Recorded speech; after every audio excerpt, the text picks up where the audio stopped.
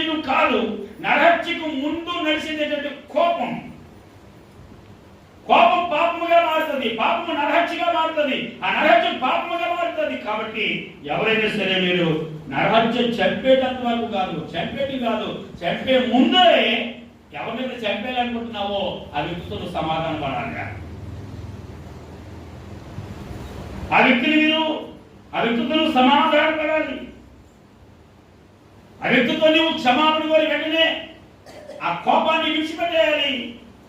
నరుకున్నంత వరకు కూడా నువ్వు వెళ్ళకూడదు అని యేసు ప్రభువు దాన్ని ఏం చేసిందంటే, నరికిన తర్వాత పడే శిక్ష, నరికేయాలి ముందు, నరికిన తర్వాత శిక్ష పడతారు అని చెప్తున్నాడు. అది నరికేసాడా, అది శిక్ష వేసేయండి అంటుంది పాత ధర్మశాస్త్రం.